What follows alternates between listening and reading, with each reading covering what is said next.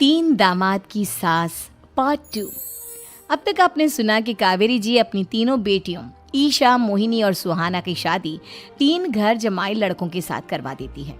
उन्हें लगता है कि ये लड़के शायद घर का कामकाज संभाल लेंगे, लेकिन उनके तीनों घर जमाई बहुत आलसी थे।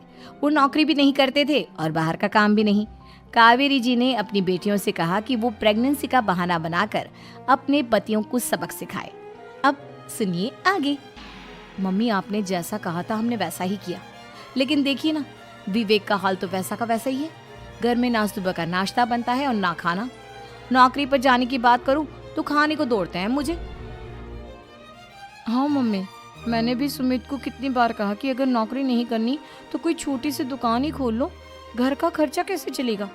देखो दोपहर के 12 बजने आए और जनाब अभी तक सो रहे हैं। हाँ मम्मी, ईशा और सुहाना ठीक कहती हैं। अविनाश का भी यही हाल है।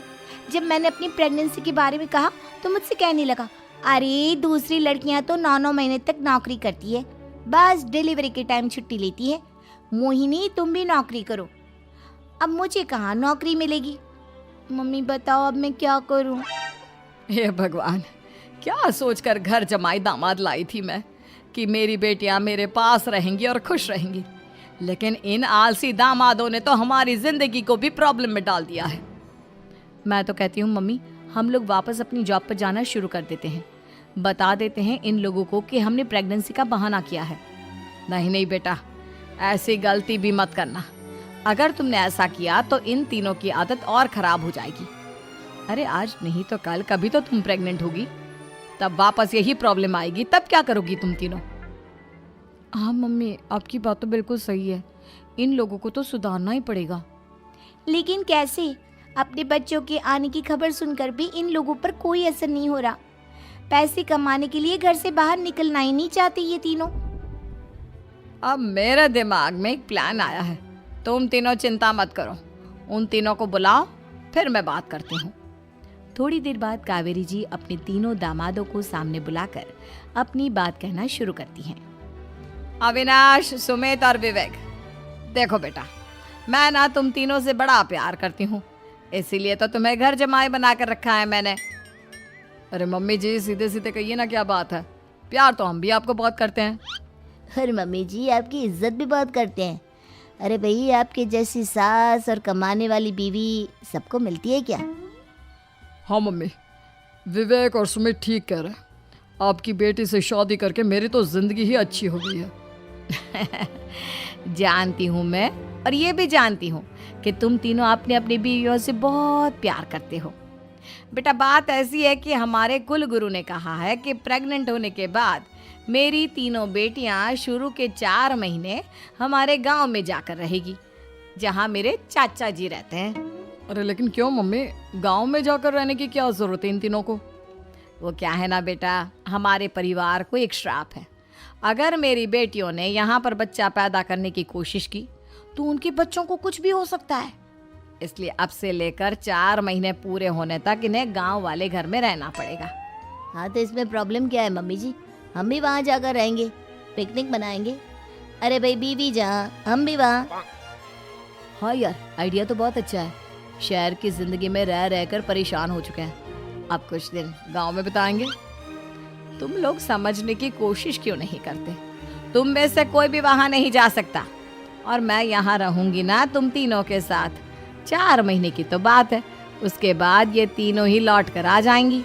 ठीक है मम्मी जी, अब हमारे बच्चों का सवाल है तो ये तो करना ही पड़ेगा। कावेरी अपनी तीनों बेटियों को कुछ दिन के लिए घर से बाहर कहीं दूसरे शहर में रहने के लिए भेज देती है।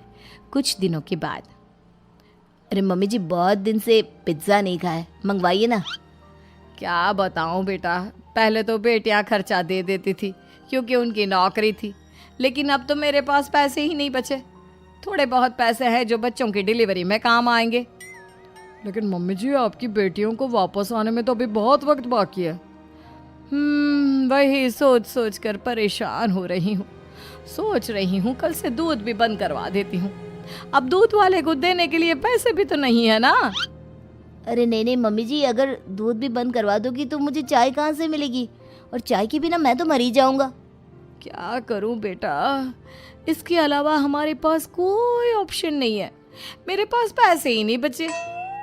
इस तरह कावेरी जी धीरे धीरे अपने तीनों दामादों को पैसे देना बंद कर देती हैं और घर में खाने पीने की चीज़ें लाना भी बंद कर देती है। अब वो तीनों बुरी तरह से परेशान होने लगे थे और इसलिए एक दिन तीनों प्लान करके घर से बाहर निकलते हैं और बाजार में जाने के बाद, यार अच्छा खाना खाए हुए कितने दिन हो गए, पता नहीं कब अच्छा खाना मिलेगा। हमारी बीवियों के जाने के बाद तो हमारी हालत भिखारियों जैसी हो गई है यार। कुछ भी हो, मुझे तो आज पिज्ज़ा खाना ही खाना है। जेब में 1 रुपया नहीं और पिज्जा खाएगा, कहाँ से आएंगे पैसे? अरे देख वहाँ सामने बोर्ड पर क्या लिखा हुआ है, कंप्यूटर पर काम करने के लिए एक आदमी की आवश्यकता है।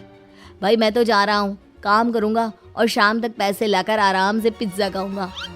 जा जा, तुझे कोई काम नहीं देने वाला, हम तो घर जा रहे हैं। चल भाई सुमित और अविनाश वहाँ से चले जाते हैं और विवेक उस कंप्यूटर शॉप पर सारा दिन काम करके 5,000 रुपये कमा कर घर लौट कर आता है और अपने खाने के लिए अच्छी अच्छी चीज़ें भी लेकर आता है। ये देखकर विवेक और सुमित के दिल में भी कुछ पैसे कमाने की इच्छा जागती है। अरे सुबह सुबह कहाँ चल दिए तुम? मम्मी जी एक बहुत अच्छी जगह मिली है, कंप्यूटर पर काम करने के 5,000 मिले थे कल मुझे। अगर रोज काम करूंगा तो पूरे 40,000 की तनख्वाह। अरे वाह, ये तो बहुत अच्छी बात है दामाद जी, आपको जाना ही चाहिए। सुमित और अविनाश विवेक को इस तरह तरक्की करते देखकर परेशान हो जाते हैं और वो दोनों भी काम की तलाश में निकल पड़ते हैं। धीरे धीरे उन दोनों को भी काम मिल जाता है। अब कावेरी के तीनों दामाद छोटी मोटी नौकरी करके अच्छा पैसा कमाने लगे थे। एक दिन कावेरी उन्हें अपने पास बुलाती है। अरे वाह, विवेक 40,000 कमा लेता है, अविनाश 60,000 और सुमित तुम भी 40,000 के आसपास कमा ही लेते हो। कुल मिलाकर तुम अच्छे खासे पैसे कमा रहे हो बेटा। हाँ मम्मी जी, बहुत मजा आता है जब महीने के एंड में मोटी रकम हाथ में आती है। पूछिए मत मम्मी जी, घर में रहकर रोटी बना कर और तो जैसा महसूस होने लगा था मुझे तो। हाँ बेटा, तुम तीनों की बात तो बिल्कुल ठीक है और जानते हो अब तुम तीनों की पत्नियां भी वापस लौट कर आने वाली है। लेकिन मम्मी जी अभी तो उन्हें गए सिर्फ 2 महीने हुए हैं, आपने तो कहा था वो 4 महीने के बाद लौट कर आएंगी। ऐसा कुछ नहीं है बेटा, मैं सिर्फ तुम तीनों को सबक सिखाना चाहती थी कि आदमी घर में बैठकर बीवी की कमाई खाता हुआ अच्छा नहीं लगता। इस दुनिया में हर इंसान को मेहनत करनी चाहिए, काम करना चाहिए, चाहे वो औरत हो या आदमी, ताकि अपने परिवार को संभाल सके।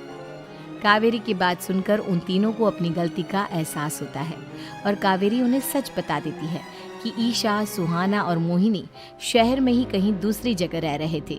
शाम के वक्त उन तीनों की पत्नियां लौट कर आ जाती है और कावेरी जी का परिवार एक खुशहाल परिवार की तरह रहने लगता है।